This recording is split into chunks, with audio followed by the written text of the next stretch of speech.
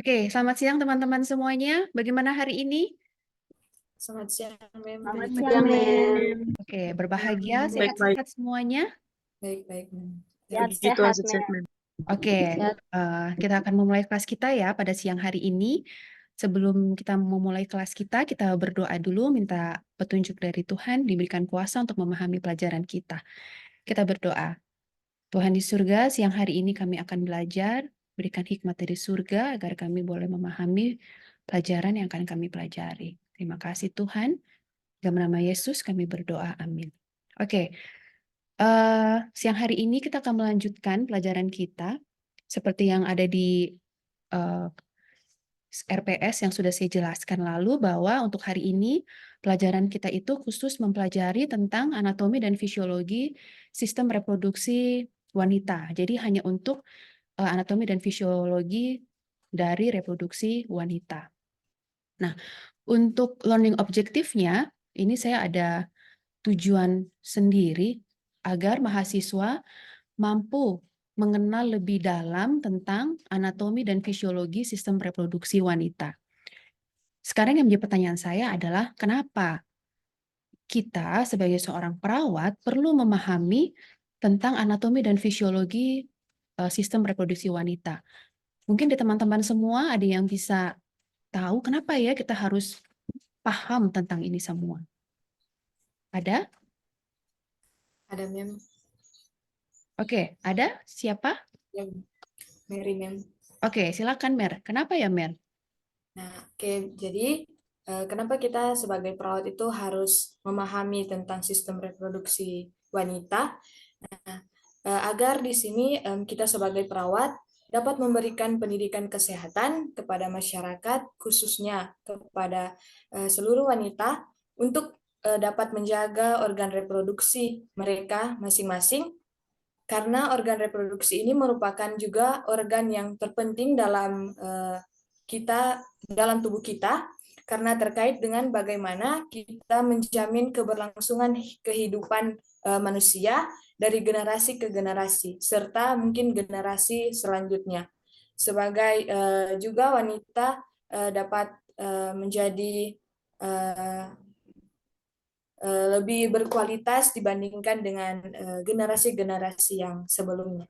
Oke, jadi secara garis besar saya bilang seorang perawat harus tahu tentang anatomi dan fisiologi supaya kita tahu kalau ada masalah-masalah yang terjadi sama wanita, kita tahu kita mau bikin apa, ya supaya karena wanita itu merupakan tolak ukur negara itu sehat atau tidak itu berasal dari wanita.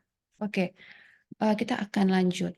Jadi kalau di dalam Mazmur 139 ayat 13 dibilang bahwa kita ini dibentuk oleh Tuhan kita, lalu kita bertumbuh itu di dalam kandungan ibu kita. Oke, sistem reproduksi itu dibagi menjadi dua. Ya, untuk wanita itu internal dengan eksternal. Kalau internal berarti itu yang di bagian dalam, sedangkan kalau eksternal itu di bagian luar. Oke, ini gambar yang kita bisa perhatikan di sini bahwa ini adalah bagian yang eksternal. Kalau eksternal berarti kita bisa lihat, kita bisa pegang, ya kita bisa jamah, dan. Nah, untuk yang pertama, untuk eksternal reproduksi itu terdiri dari ini ya, mons pubis, labia majora, labia minora, lalu klitoris, dan ada lubang vagina, juga ada perineum. Saya akan membahasnya satu persatu secara singkat. Untuk mons pubis itu seperti yang digambar, dia itu seperti gunung yang berisi lapisan lemak, dan dia berada untuk mengcover atau menutupi kita punya tulang pubis. Sebelum pubertas biasanya tidak tumbuh-tumbuh rambut, tetapi setelah pubertas itu akan bertumbuh rambut. Dan fungsinya itu dia untuk mengeluarkan cairan oil supaya kita punya organ reproduksi yang bagian luar itu tidak kering atau selalu lembab, ya, selalu lembab. Berikutnya itu labia majora. Kalau labia majora itu dia merupakan bibir, seperti bibir, dia besar, ya, dia juga ditumbuhi oleh rambut-rambut. Nah, labia majora ini dia juga disamakan fungsinya dengan skrotum pada laki-laki.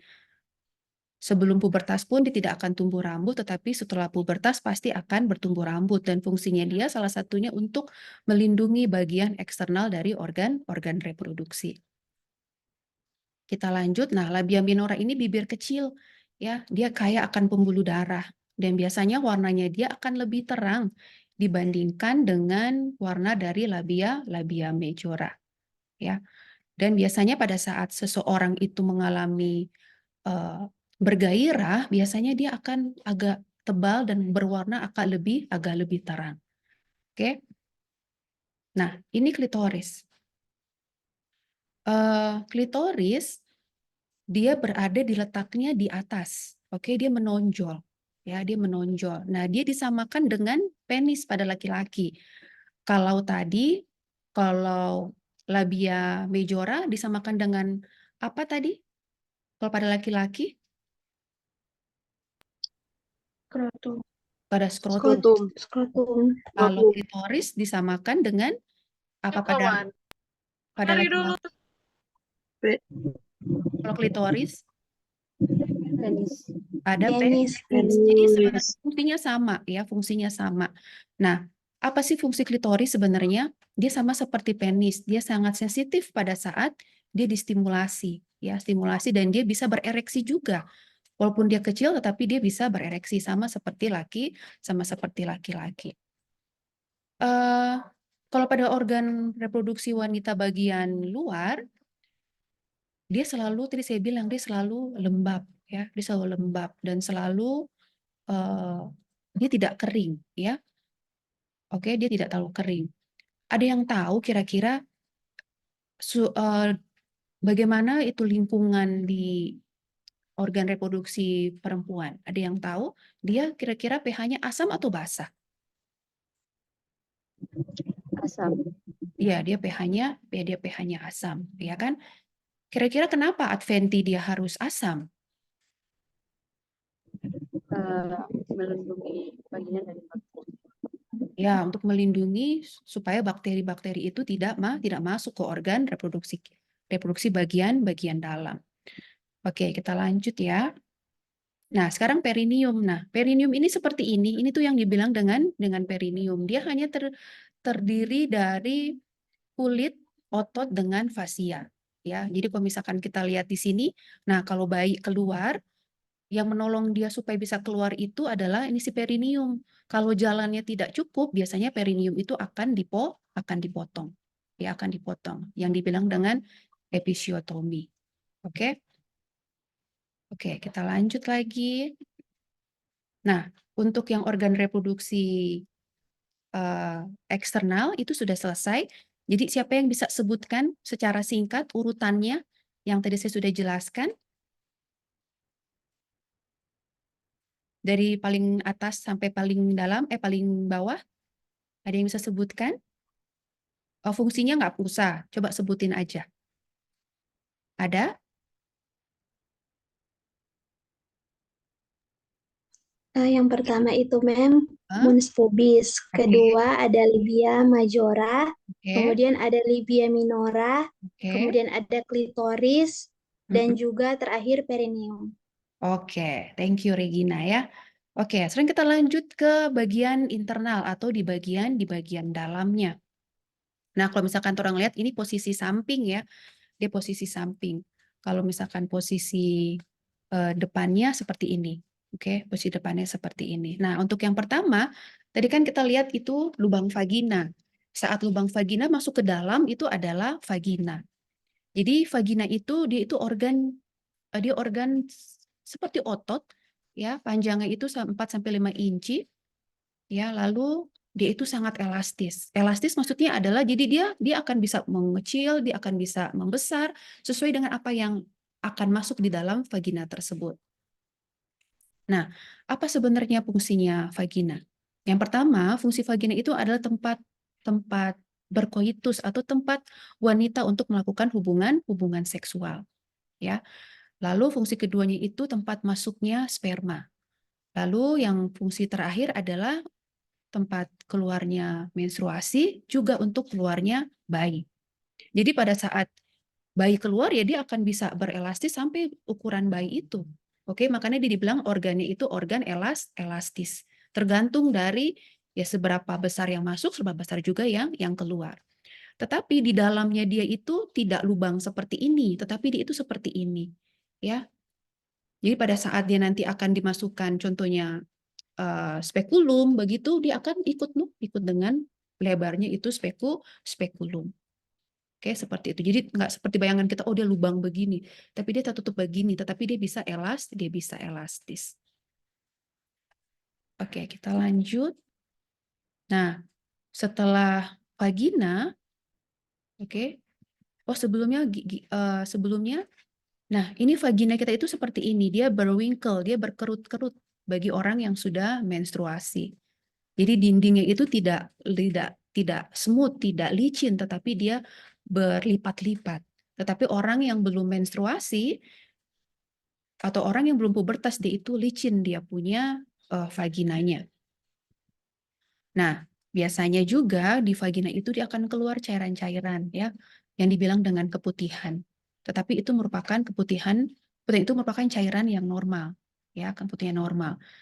Kalau dia tidak gatal dan tidak berbau, itu normal. Tetapi kalau dia gatal dan berbau, itu tidak normal. Oke. Nah, ini yang saya bilang tadi. Oke, jadi dia wrinkle atau dia berkerut-kerut selama kita mengalami namanya masa subur, di mana kita masih mengalami menstruasi. Tetapi saat menopause, nanti dinding vagina wanita itu dia akan menjadi licin, ya, dia akan menjadi licin. Dengan kata lain, itu hormonnya itu sudah tidak membuat dia ini menjadi wrinkle atau berkerut. Nah, kita masuk sekarang ke cervix. Oke, jadi cervix ini kalau kita lihat gambarnya, ini kan vagina. Cervix itu yang ini, ya, dia yang bagian sini. Jadi dia itu merupakan seperti pintu masuknya, ya, pintu masuknya saat sperm itu mau menuju ke ovarium. Nah, cervix ini seperti donat, ya, dia ada di bagian atas dari vagina. Ini dia. Dia ada lubang kecil yang sering dibilang dengan external os, ya, lubang kecil. Nah, seperti ini. Coba lihat, kita lihat di gambarnya. Ini yang dibilang dengan external os, ya. Dia punya lapisan itu licin, oke, kenyal, dan dia sama seperti donat. Lalu dia dibilang dengan external os. Nanti di bagian dalamnya itu internal os. Nah, ini cervix ini berbeda, ya. Dia berbeda, lingkungan di cervix itu berbeda dengan lingkungan di vagina. Oke, berbeda. Kalau cervix, kalau cervix itu dia punya suhu itu atau dia punya lingkungan itu kadarnya itu basah. Oke, lingkungan ini basah, berbeda dengan vagina. Oke, berbeda dengan vagina. Oke, sebelum saya lanjut mungkin ada yang ingin bertanya, dipersilakan.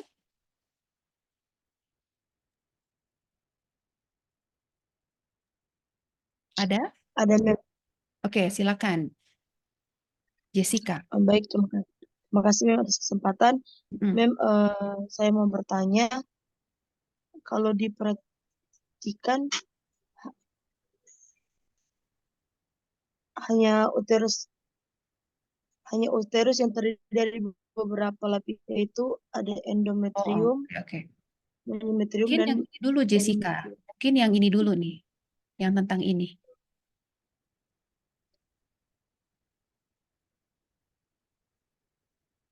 Ada yang ingin bertanya berhubungan dengan, Felicia. Apa Felistia punya suara bisa kedengaran, Mem? Ya, bisa. Silakan. Izin bertanya, Mem. Kalau di itu kan dia memiliki pH yang asam. Sedangkan kalau fix itu dia memiliki pH yang sama. Nah, mengapa pH itu mereka berbeda padahal mereka itu berada di satu saluran yang sama, dan kira-kira manfaatnya apa? Terima kasih. Oke. Thank you pertanyaannya. Sebelum saya menjawab, teman-teman ada yang bisa menjawab? Ada? Melda, Mem. Oke, silakan Melda. Kenapa ya Mel? Kenapa mereka punya itu berbeda? Baik, Mem, mau menjawab secara singkat, mengapa di vagina itu pH-nya asam? Karena untuk membunuh bakteri, sedangkan di serviks itu pH-nya basah, agar untuk menjaga sperma supaya tidak mati. Oke, ya apa yang dikatakan Melda itu tepat sekali. Jadi walaupun di dalam satu saluran atau satu lubang, tetapi mereka punya pH itu berbeda. Kalau vagina, pH-nya itu asam, supaya dia bisa membunuh bakteri-bakteri yang masuk. Cuma misalkan ada yang masuk, dia bisa mati sebelum dia menuju ke bagian dalam lagi. Nah, kenapa kalau serviks itu basah? Kenapa dia juga nggak asam? Nah, kenapa? Supaya pada saat nanti pasangan atau wanita melakukan hubungan seksual, itu sperm yang akan masuk ke dalam serviks itu tidak mati dengan keasaman dari si vagina. Kalau misalkan pH-nya di dalam vagina terlalu asam, nanti yang akan menetralisir itu adalah basa dari si serviks, supaya spermanya itu tidak mati dan dia bisa hidup dan dia bisa terus menuju ke tuba falopi untuk terjadi pembuahan. Oke, begitu nih, Feli. Thank you, Ma'am. Oke, thank you Feli dengan Melda. Kita lanjut lagi sekarang ke uterus. Nah, kalau uterus bahasa biasanya awam itu mengenalnya dengan rahim, ya. Nah, ini rahim ini dia sangat tebal, ya, karena dia mengandung banyak otot. Dia berada di tengah, dia berada di mana? Di belakangnya bladder dan dia berada di depannya rektum. Untuk tadi saya bilang uterus itu dia punya lapisan paling dalam itu adalah endometrium, lapisan paling tengah itu adalah miometrium, dan lapisan paling luar itu adalah perimetrium. Jadi dia tebal, ya, dia tebal. Karena dia banyak mengandung otot-otot yang tebal. Nah, sebenarnya apa fungsinya dari si uterus ini? Fungsi dari uterus ini adalah tempat berkembangnya fetus atau tempat berkembangnya janin. Jadi janin berkembangnya di mana? Ya di sini, di uterus ini. Oke. Nah, lalu salah satu fungsinya juga adalah untuk menstruasi, ya, menstruasi. Dia pada saat menstruasi akan terjadi, biasanya dia akan menebal dulu sebelum menstruasi, dia menebal lalu dia akan gugur dan dia akan terjadilah menstruasi. Lalu tempat terjadi implantasi juga, ya. Implantasi itu adalah saat itu embrio itu menempel di dinding endometrium. Jadi ada 3 fungsi dari uterus. Oke. Dia punya pembagian juga ini, anatominya ada fundus, ada body, dengan ada cervix. Oke. Ada yang ingin bertanya? Silakan. Saya, Mem. Tadi Johannes ini sudah sempat bertanya, ya kan? Bagaimana pertanyaannya, Johannes? Baik, Mem. Kalau mau diperhatikan, kenapa hanya uterus yang terdiri dari beberapa lapisan, yaitu endometrium, miometrium, dan perimetrium. Kenapa seperti itu, Mem? Terima kasih, Mem. Oke, thank you pertanyaannya. Kenapa ya dia tuh harus tebal, Dang? Dia harus apa ya? Lapisannya itu berlapis-lapis. Ada yang boleh menjawab sesuai dengan rasionalnya kira-kira apa ya? Mem, Tessa izin menjawab. Oke, silakan Tessa. Oke, jadi Tessa mau menjawab secara singkat saja. Pertanyaan Jaya tadi, mengapa untuk lapisan uterus itu ada 3? Nah, jadi seperti yang Mem juga sudah singgung tadi, lapisan-lapisan ini dia berperan penting dalam struktur dan fungsi rahim. Ada 3 fungsi yang sudah Mem jelaskan tadi. Jadi untuk singkatnya mungkin menurut Tessa adalah ini uterus ini dia memiliki lapisan ini karena berfungsi untuk tumbuh dan berkembangnya janin. Jadi mungkin itu, Mem. Oke, saya mau tambahkan juga ya. Tadi kan saya udah bilang tempat bertumbuhnya janin supaya janin itu bisa bertahan sampai 9 bulan, Dang. Dengan berat badan bayi yang beraneka ragam, bahkan sampai ada yang 4 kilo. Ya kan, jadi dia harus kuat supaya janin itu bisa bertahan cukup bulan lalu dia bisa dilahirkan dengan segala baik. Oke, selain itu juga saya mau kasih secara singkat tentang ini siklus menstruasi. Ya, tadi kan saya bilang itu endometrium itu tempat proses terjadinya itu siklus menstruasi. Ya, kalau kita lihat di sini ada gambar. Oke, ada gambar bahwa ini adalah fase saat menstruasi. Oke, ini fase proliferatif, ini fase sekretory fase. Dari masa menstruasi sampai masa ovulasi itu biasanya terjadi 14 hari, ya. Dan pada saat terjadi masa ovulasi itu kita ketahui bahwa ovulasi itu pada saat ovarium itu mengeluarkan dia punya ovum untuk siap untuk dibuahi oleh sperma. Kalau dia tidak dibuahi, dia akan terus berlanjut ke fase sekretory fase. Kalau orang lihat di sini, ya, orang lihat di sini dia punya dinding endometrium ini akan menebal. Kalau dia tidak dibuahi, dia akan terjadi kembali lagi dia akan ke fase menstruasi. Oke. Ini saya sudah jelaskan tadi secara singkat dan secara kesimpulannya. Nah, yang ini adalah tuba falopi. Kita lanjut ke tuba falopi. Nah, tuba falopi ini dia seperti tabung ini dia.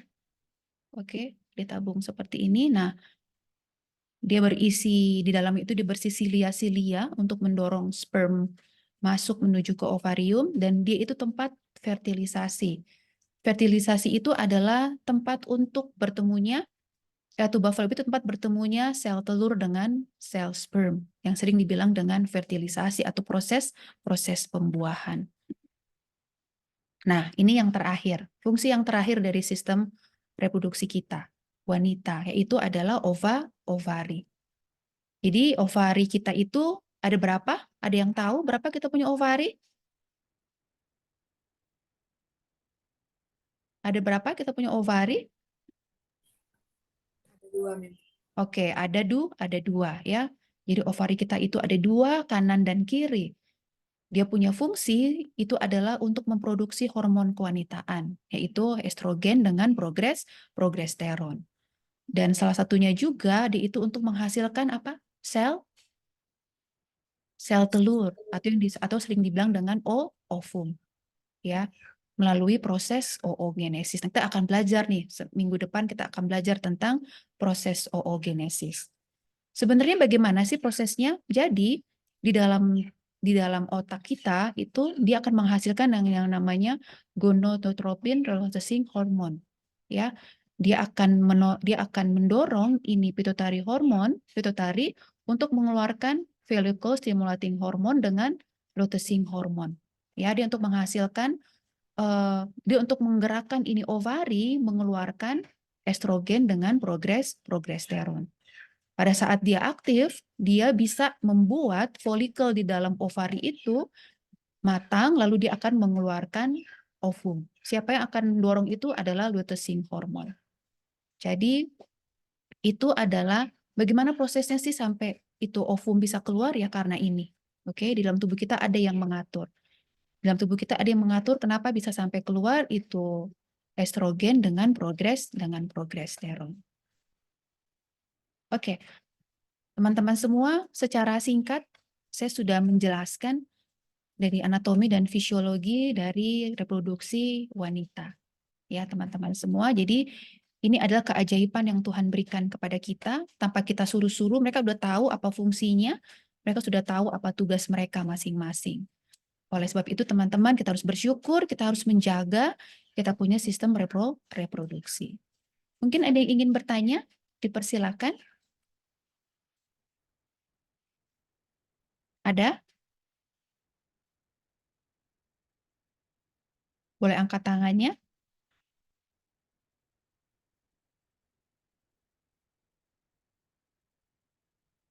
Sudah cukup jelas? Sudah, Mem. Sudah, yang lain bagaimana? Teman-teman semua sudah cukup jelas? Sudah jelas, Mem. Oh, Jelas, oke. Mem. Oke. Semoga sudah jelas ya. Nanti kalau misalkan memang tiba-tiba tak ingat apa, silakan bertanya ke saya secara langsung. Oke. Nah, teman-teman semuanya, Ini materi kita pada siang hari ini. Semoga bermanfaat buat teman-teman semuanya, terutama tadi yang dari objektif learning kita. Semoga kita sebagai seorang perawat lebih paham supaya kita tahu kalau misalkan ada masalah-masalah yang terjadi, kita bisa tahu mesti bikin seperti apa supaya wanita-wanita di Indonesia atau lingkungan sekitar kita boleh menjadi lebih sehat. Oke, kita akan menutup kelas kita. Ada yang mau berdoa?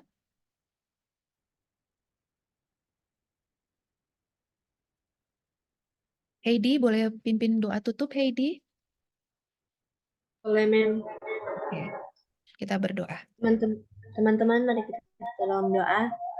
Tuhan Allah, Bapa kekal yang berada dalam kerajaan surga, terima kasih Tuhan, Engkau telah menjaga kami hingga pada saat ini. Ya Tuhan, tadinya kami telah mendengarkan materi dari Memelia, kiranya apa yang telah kami pelajari itu ya Tuhan dapat berguna bagi kami di masa depan. Memberkati Memelia ya Tuhan dalam setiap tanggung jawabnya dan setiap juga aktivitasnya. Memberkati juga ya Tuhan seluruh sisa kehidupan kami selama satu hari ini. Di dalam nama-Mu kami sudah berdoa ya Tuhan. Amin. Amin. Oke, thank you semuanya. Thank you, Ma'am. Semuanya, terima kasih. Thank you, ma'am. Thank you.